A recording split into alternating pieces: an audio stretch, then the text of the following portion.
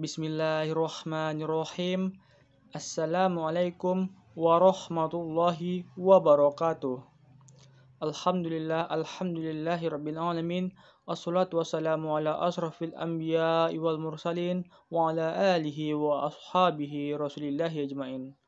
Pertama dan utama sekali, marilah kita panjatkan puji dan syukur kita atas kehadirat Allah Subhanahu wa taala.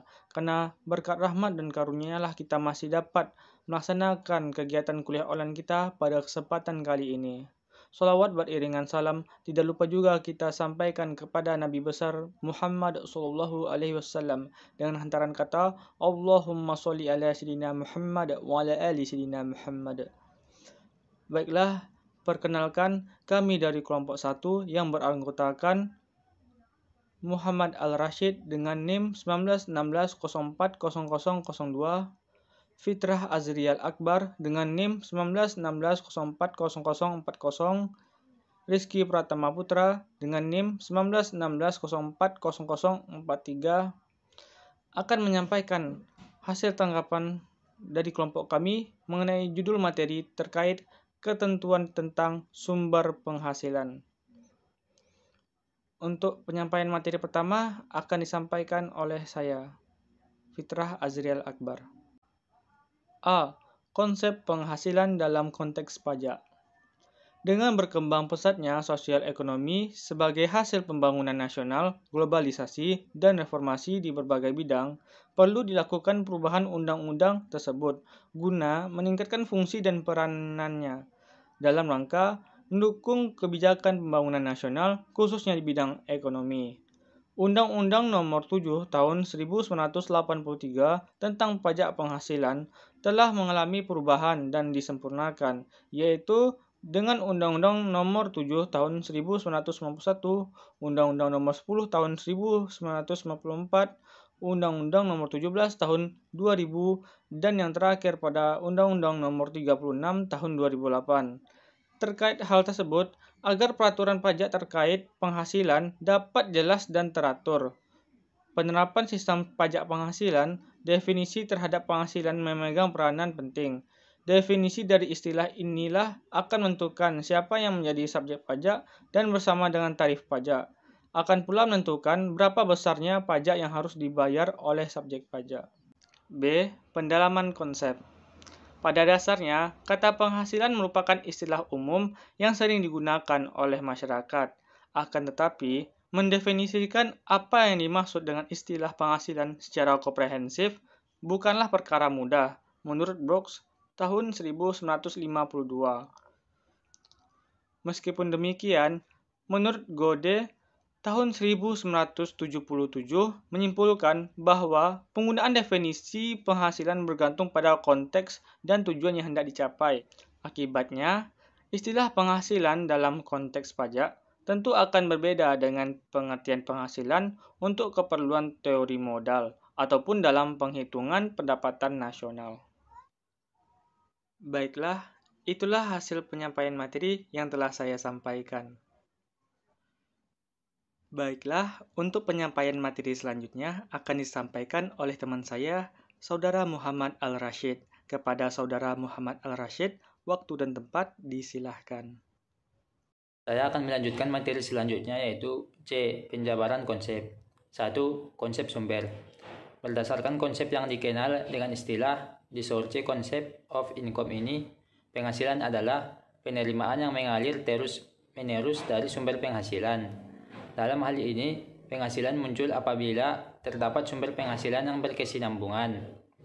Kata kunci dari definisi penghasilan berdasarkan konsep sumber adalah keterkaitan antara penghasilan dan sumbernya. Definisi penghasilan dalam konsep sumber ini hanya mencakup penghasilan yang berasal dari sumber dan tidak termasuk keuntungan dari penjualan sumber itu sendiri.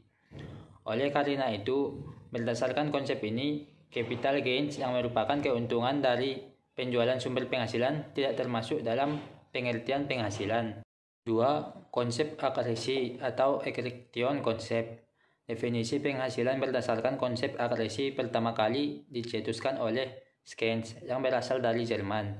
Dalam teorinya yang berjudul The Accretion Theory of Income. Scan mengemukakan 3 poin penting.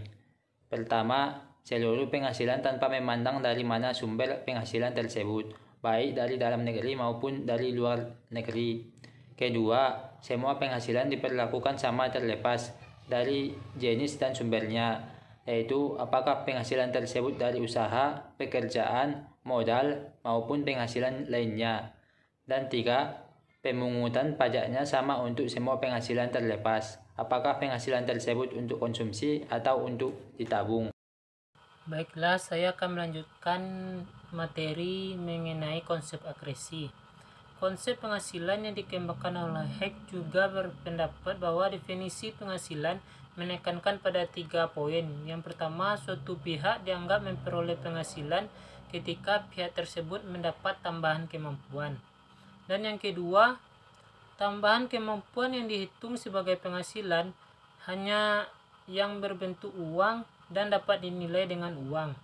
Dan untuk yang ketiga, besarnya penghasilan dari suatu pihak ditentukan dengan menjumlahnya besarnya penghasilan yang sesungguhnya dikonsumsi pada suatu periode ditambah dengan kenaikan neto kekayaan yang bersangkutan.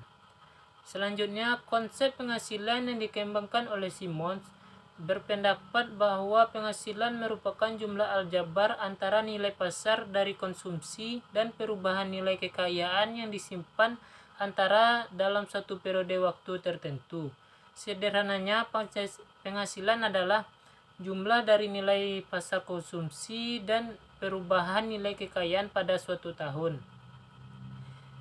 Pendapat Simon terkait definisi penghasilan ini sebagaimana dijelaskan di atas telah diterima secara luas yang umumnya dikenal dengan formula income sama dengan consumption ditambah saving. Formula ini lazimnya dikenal dengan sebutan metode perhitungan penghasilan kena pajak berdasarkan pemakaian penghasilan.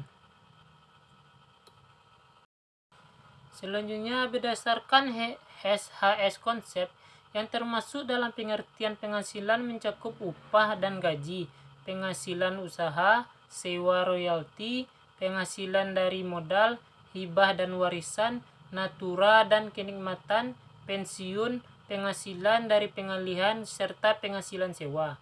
Selain itu, penerapan dari HS konsep juga menyebabkan capital appreciation masuk dalam pengertian penghasilan untuk tujuan pajak.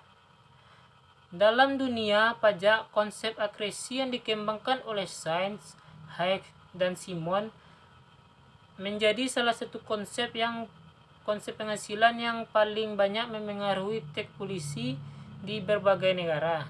Dikarenakan konsep ini sekaligus mudah untuk diterapkan, bahkan definisi penghasilan berdasarkan konsep ini mendapat predikat sebagai definisi penghasilan yang diterima secara umum.